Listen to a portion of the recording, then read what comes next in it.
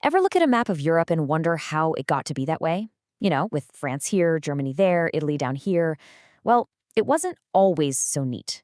Today, we're going to get into the story of how one single powerful idea, nationalism, completely reshaped the continent, turning a world of giant empires into the nations we recognize now. So let's start with this. This is an incredible print from 1848. The artist Frédéric Souriau was dreaming of this perfect world, a world of democratic and social republics. I mean, look at it. You've got people from all across Europe and America with their own flags, all marching together towards the Statue of Liberty. It's this beautiful, hopeful vision, right? But the actual Europe of 1848? Whoa, it was a totally different story. And here's why. Before nationalism really took off, Europe was all about these huge dynastic empires. Take the Habsburg Empire, for example. It was just this big patchwork of different peoples. We're talking Germans, Italians, Hungarians, Poles, you name it, all ruled by one emperor. They weren't citizens with a shared identity. They were just subjects of a king. The dream was to flip that, to create the nation-state, a place where the people feel connected by a common history and culture.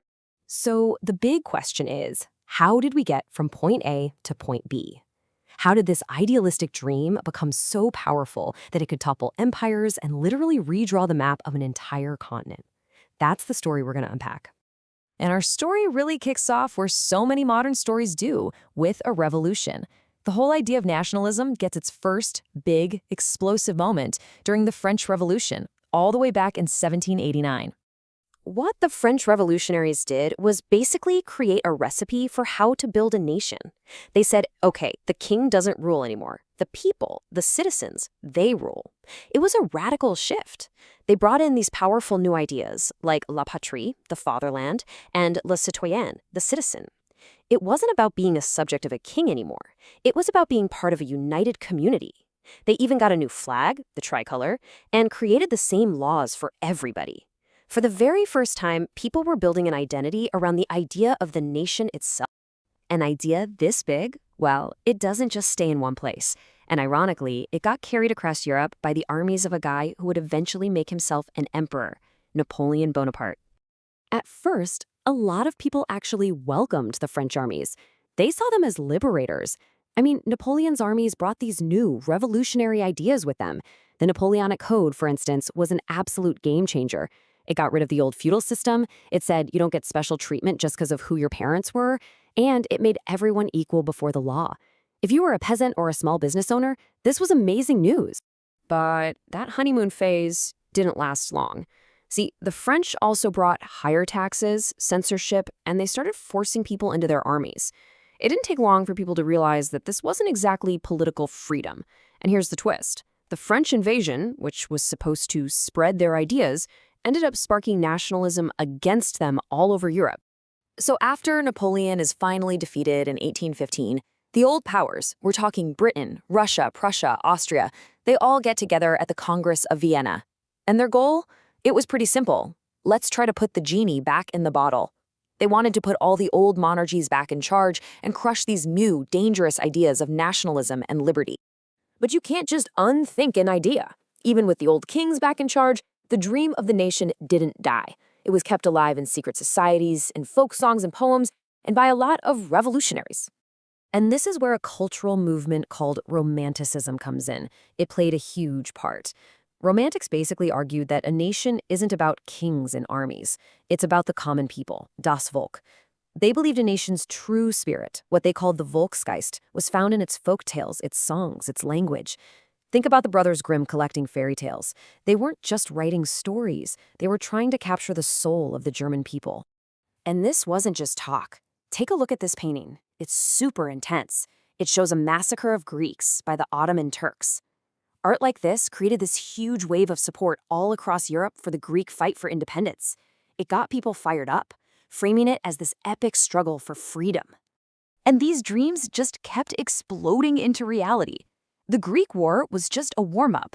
In 1830, another revolution in France set off a whole chain reaction of uprisings. And then you get 1848, the Spring of Peoples. It was this massive continent-wide wave of revolutions, mostly led by the educated middle class, who weren't just demanding new nations, but also constitutions and basic freedoms. But here's the thing. The spring of peoples, it failed. The old monarchies crushed the liberal revolutionaries, and that failure, it led to a huge shift in strategy. The romantic dream of building a nation with votes and speeches was over.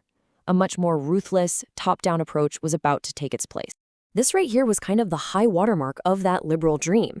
In 1848, elected representatives from all over the German-speaking lands met in Frankfurt. Their goal was to write a constitution for a unified Germany. They even offered the crown to the King of Prussia.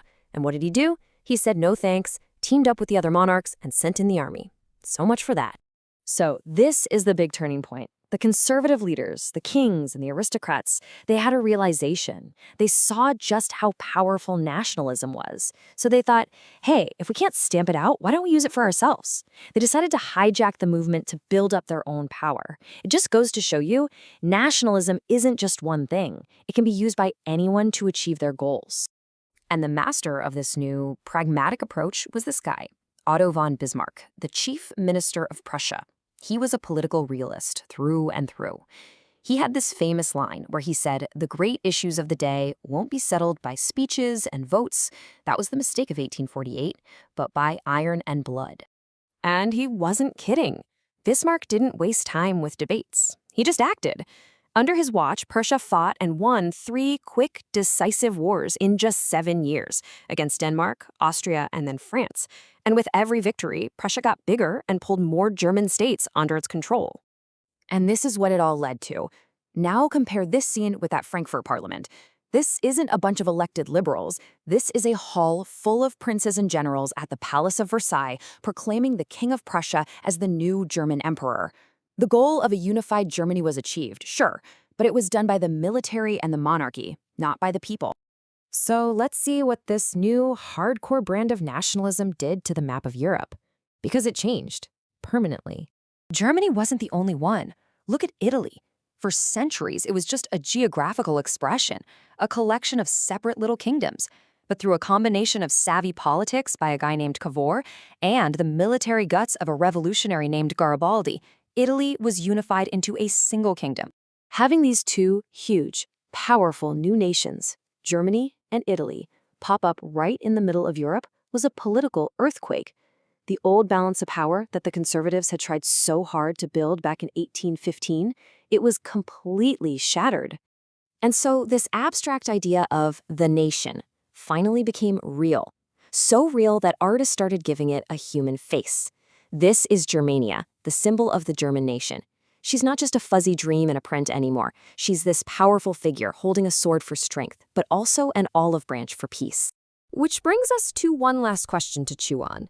This whole story started with that beautiful dream of people marching for liberty, but it ended with Bismarck's reality of iron and blood. So what does it really take to make a nation? Is it a shared dream that unites people, or does it all just come down to having a powerful army? The 19th century seems to tell us that maybe, just maybe, the answer is a bit of